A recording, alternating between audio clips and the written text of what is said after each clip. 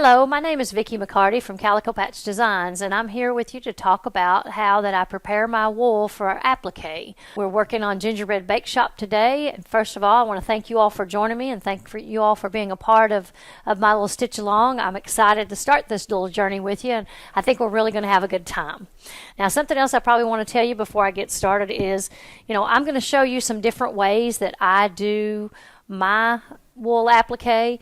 And I always tell everybody there's all kinds of ways to do things. My way is not the only way by no means, so please don't ever think that I'm pushing you to do it the way I do it.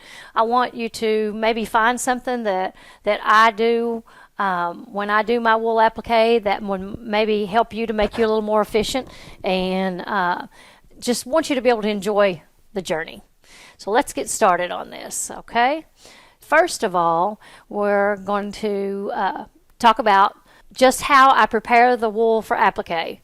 So all the wools in your kits have already been washed and already been felted and are ready to stitch down in any kits that I give you that you purchase from me. They'll always be ready to be stitched down.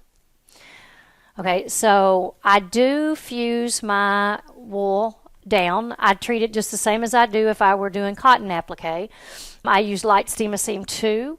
I know there are other products out there, but this is the one that I prefer. I've had a lot of different questions about it because some people use it and they can't get it to fuse down permanently on their backgrounds, and what I usually will tell them is if you're getting ready to fuse down your wool appliques, the wool is very heavy, and a lot of times I'll be pressing and fusing down 3 to 4 layers at a time, and it takes a lot of heat to get through that wool. So what I will do is fuse it on use steam, of course, and iron it from the top side and fuse it down, and then flip it to the back side of my block and do it from the back side. And I might do that 2 or 3 times to make sure that I have activated the fusible that are on the wrong side of my appliques.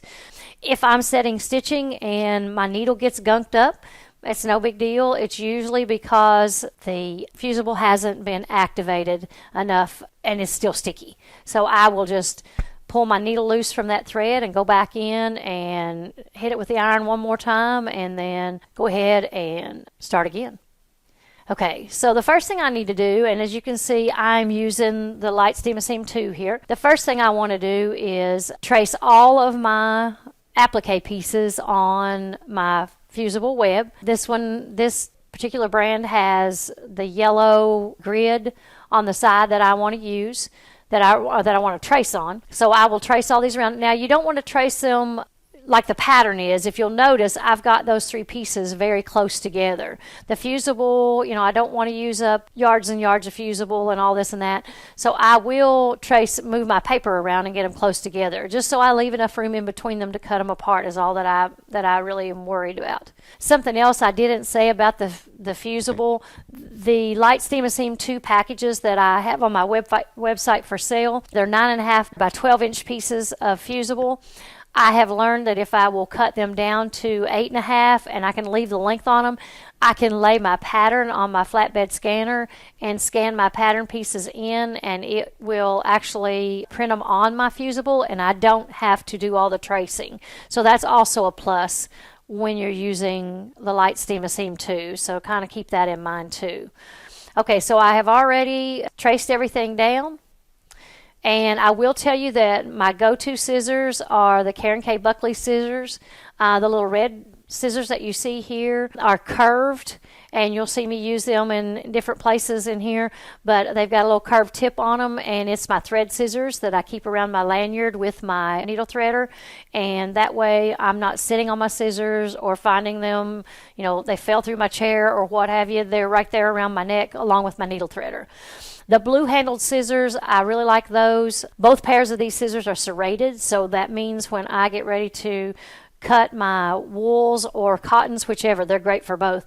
When I get ready to cut, they actually lock the threads in there where they're serrated, and they won't let the threads slip out, and I can get a good clean cut. And I like the blue scissors, the blue handled ones, to cut out my smaller pieces of wool for my appliques. The handles on them are large enough till it doesn't hurt my hands. So that's my go-to scissors. All right. So now, as you can see here, I've traced those 3 pieces on this fusible. I've cut loosely around. So when you do that, when you trace them on, you do not have to cut them out right on the line the first time. 1, it takes too much time, and 2, I would rather fuse it around and cut on the line afterwards. That way it will seal in those edges a little better for me. So as you can see, I've left paper around all that just so that I can have a little extra space to lock in my with my fusible, to lock the edges down better. Okay, in this slide you'll see that there's 3 parts to the Steam A Seam Light 2. The front piece is the gridded piece that has my lines traced on it. The middle piece is the actual fusible, and it's just a little thin film, and it's sticky. And then there's a piece of paper on the back there. So by tracing on the yellow grid side, it will allow me to peel the back piece of paper off, leaving the film, the fusible, to the front piece with the grid on it. So I'll have the pattern to cut out by. Okay. So once I have peeled the paper off, you can see in the top left-hand corner of the picture here, you can see that I peeled the paper off the back. I have went ahead and placed these on my wool with a sticky side down. And then I'm going to, with a hot steam iron, I'm going to steam these in place. Okay, so now they're ready to cut out. So the big thing I've learned about cutting out things, after you've done it a while, you get a little better at it. But instead of moving your scissors, move your appliques, move your fabric, and let your scissors stay in one spot, and just keep an even cut going with your scissors. You don't want to stop. You get those little hack marks on it. So you just want to keep your scissors going and move your applique around, especially when I'm cutting out circles. It's just so much easier. You can see that there's the little pieces that I'm cutting out. Now you can see all the pieces are all cut out just like magic. I know that takes a lot of time. Takes a lot more time than just a slide, I know. But once I get everything cut out, the stitching is the part that I just love the most, just bringing that piece to life. But there's all my pieces. They're all cut out, and I'm ready to start putting them together. Okay, something else that I use that may be a little different than what everybody else does. Anytime I do applique, whether it's cotton, whether it's wool, either one, doesn't matter, I have to have an applique pressing sheet. Now, an applique pressing sheet, when I'm at shows, I always ask everybody who all here owns an applique pressing sheet, and about, 75% of the people will raise their hand and let me know that, oh yeah, they've got one. And then I'll say, how many of you all bought it and then forgot what you bought it for? And then you'd be amazed at how many people will say, yeah, I don't remember what I was going to use that with. So what I'm going to do is I'm going to explain to you why that applique pressing sheet is so important. It is a Teflon sheet. It's the same on each side. There's not a right side or a wrong side. And what it's going to allow me to do is I'm going to lay that on my placement pattern. And all of my patterns come with a placement pattern. It's very important to me to have a placement pattern because I do use an applique pressing sheet. You'll usually find that I have my appliques in reverse in the pattern, and then I have an applique pressing sheet. And if the pattern's really big like this one is, the tree is on this one, you might have to tape it together to get the full placement pattern, but it's so worth it to have that. Now in this picture here, you can see the applique pressing sheet is laying on top of my placement pattern. Underneath the wool piece and underneath my hand, you can see you can see that placement pattern showing through that applique pressing sheet. So that sheet is kind of a see-through material. The Teflon's easy to see through. You can't wear that Teflon sheet out. I can tell you this, I've had one that I've had for years, and the only thing I've done to it somewhere along the line, I clipped the corner off while I was doing some applique somewhere. I just roll it back up, put a rubber band back around it, and it's fine. The other thing that I tell people about the applique pressing sheet, and I kind of know this from experience, if I were to fuse things on that applique pressing sheet and roll it up and put the rubber band back on it, I could come back within a couple of years and still they would be stuck to that applique pressing sheet, because how you start things and then you move on to something else. But anyway, they still stick to that, and they're still just as good to use again. The fusible's still great on them. But in this picture, you can see I'm tearing the paper off of my wool applique, and in there if you look really close, you can see it has kind of a powdery film look to it, the way the light picked up on it, and that's the fusible. So the other thing about the light Steam-A-Seam 2 is that we'll have a tackiness to the back of that applique now. So that means I can place it and it'll stay there and it won't slide off like a lot of them do. It's tacky enough for me to move it around and it not fall off when I move that sheet. So that's always helpful too. It gets kind of frustrating when your pieces keep falling off. So that's another thing I like about the light Steam-A-Seam 2. So here you can see that particular applique is the tree skirt. Now how I determine what to put down first is you always take the piece that's the farthest piece away from you and you build up on top of it. And it may take a time or two to figure this out. Tom, are these numbered, and is this number 1? Yes, I try the number in order. Okay. So something else we try to do, and we're not perfect by no means. We goof every once in a while, believe it or not. But we try to number them. Like I think that tree skirt is probably number 1 because it's the first piece you want to put down. And if I'm not mistaken, the tree trunk is probably number 2 or somewhere thereabouts. So that you will lay them down in the order should be fused down or placed on your applique. If you don't fuse, that's fine. But you can see that applique pressing sheet is laying on top of that placement pattern, and I am actually laying that I love that red piece of wool there, but that red houndstooth wool, I'm laying it right on top of where the placement pattern says that it goes. Because what that's going to help me do is then I'm going to come back, and now you can see it a little better. Then I'm going to come back and I'm going to put the tree trunk right on top of it in the spot it's supposed to be. So see, there's no guessing where this is supposed to go. You know where it's going to go because you've got the placement pattern right underneath there to guide me, to tell me where to put it.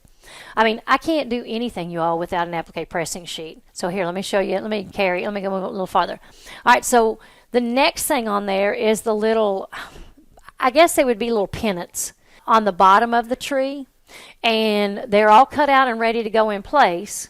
And you can see that they're shining right through my applique pressing sheet. I'm going to start placing them putting them in place. Now notice on these, something I want you to watch here, is notice how the tree trunk goes up underneath the tree. That way, that's just a seam allowance, and I'd rather have one a little bigger if I can. So that's going to be up underneath the gingerbread.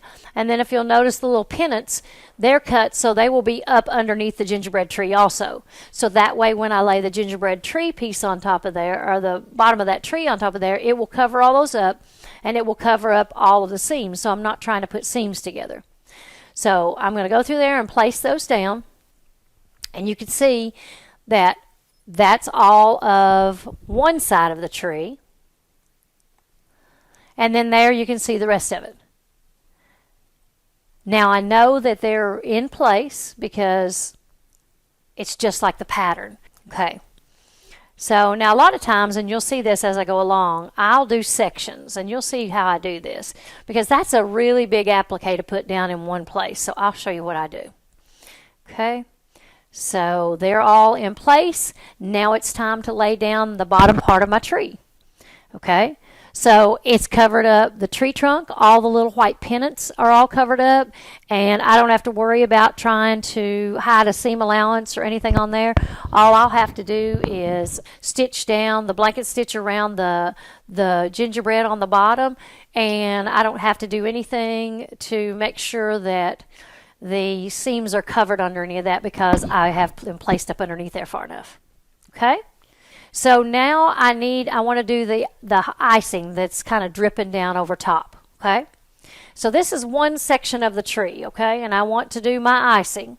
So underneath there you can see the placement. It's placed exactly where it needs to be. I know it's right where it's supposed to be, and Now, at this point, I've not ironed or done anything. Right now, I'm just placing. So I can pick these up and move and do whatever I want to do with them. Okay, the next thing I want to do is add the middle section of the tree down. Okay, so I peeled the paper off the back of it, and I've got it laid down, and you can see the placement pattern underneath it still. You can see how that's still placing, it's laying right where it needs to be so that the pattern is going to be exact. Okay, now I'm going to fuse all this together. And there's a reason why. So if I fuse all this together, this is going to be one solid piece, okay? So what it's going to let me do, well, let me see before I tell you this. Let me make sure that I didn't. Okay, yes. So now that I have ironed it down on there and I've let it cool, I'm going to peel this off. And I always say, and some of you all will remember this, many years ago they used to have iron-ons that you put on t-shirts. This has made this piece of our applique an iron-on now. So it's cooled. I'm going to peel it up off my applique pressing sheet, and I'm going to take it over here on my table and lay it upside down and let it just lay there while I put some other pieces together. It's always easier for me if I will do smaller sections at a time and then build up. So hopefully you'll understand this as I go along. So I'm going to peel this off and I'm going to lay it aside. Now, well, there you can see I've got my hand underneath it. You can see it's one big piece and it's loose from my applique pressing sheet. Okay, so now we're ready to start another section. Okay, say that I had decided to go ahead and do my candy canes on top of the middle section. I wouldn't be able to see how to get them exactly the way they're supposed to be. So by peeling that off and laying it aside, or you can have a couple of applique pressing sheets and you wouldn't have to peel it off, but there's really no sense. It's not going to hurt anything since the sticky will stay on, the fusible will stay on the back side of that other side of the tree because of the Teflon. So now you can see I'm going to fuse my little candy canes together so that I've got the right angle for them so that they lay in there the way they're supposed to be. And I will fuse them to my applique pressing sheet. Now, there again, you can see I'm just going to reach down there after they cool. Now, if you try to peel them before they cool, the fusible sticks to your applique pressing sheet and you won't get very far. It will take everything off the back of them. And then they won't fuse down in place anymore. So make sure you let them cool. Then I can peel my crossed candy canes off, lay them aside, and work on another part. Okay, so now I want to work on that top section. The little circles, the ovals, I have fused down. I have the little pennies in the centers of them. And then the icing, the little scalloped icing at the bottom, I have placed it. It's one big white piece, and then I went back and placed all the little red pieces in there. Okay, and I've fused them all together. Okay, so now they're cooled off, and I can peel them off. In a minute, you're going to see how easy it is to put this thing together and to make it look exactly like the pattern by doing it this way. So I'm going to peel those off, lay those aside. This is probably different than anything you all have ever seen, I'm sure. But this is how I do all my applique. Okay, so there's the little ovals with the pennies in them. They're cool. They're ready to go. They're cooled down, and I'm going to flip them upside down over on my table. Okay, now the little scallop that I pulled off. Here's something I want to tell you something that I do. It's not that I'm a perfectionist. It's just if I can do one little thing to make this a little better, I want to be able to do that. So if you'll look at this scallop is turned on the wrong side. It's upside down. So the little red houndstooth is already fused down to it. But you can see that the red houndstooth is sticking up above my icing. So it's going to hang down and it's not going to look very pretty. It's not going to be very even. So what I'm going to do is I'm going to cheat a little bit. And I'm going to go back now and take my little serrated scissors and I'm going to trim that down to match my icing. You know, it doesn't take but another second or two, but it allows me to even things up a little bit, and I'll like the way it looks much better if I can even it up a little bit. So I will just take those little serrated scissors and I'll just trim them off a little bit. And you can see there's quite a bit sticking out over there. But that way when I fuse it down, it'll look perfect. Now you can see the difference on the wrong side of that little scallop now. How much nicer that's going to look on my tree when I lay it down there, and how it's not going to be hanging over and just look, it just doesn't look as nice. I want to keep it as neat as I can. If I make a mistake, that's not a big deal. But if I can, correct a few things as I go, then, why not, right? All right. So now you can see how that icing is going to look on this piece. So if you'll look at this one, I'm building this up again. There's the middle section, the icing that drips. It went down first. Then the top section of the tree goes down, and then there's my little scallop. Now you can see by evening that up how much prettier that looks than if it was hanging over crooked on my dripped icing. So, it was worth a few more minutes to straighten that up. I do that a lot of times when I peel them off. If something's a little crooked and I can straighten it up, why not?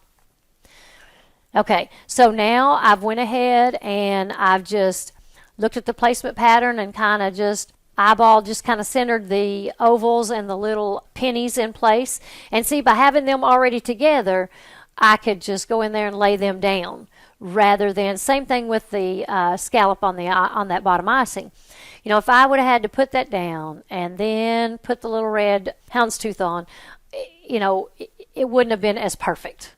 So by making smaller pieces and smaller sections, I can build it up a whole lot easier. And it's just, to me, I just enjoy it much better. I get a little better look.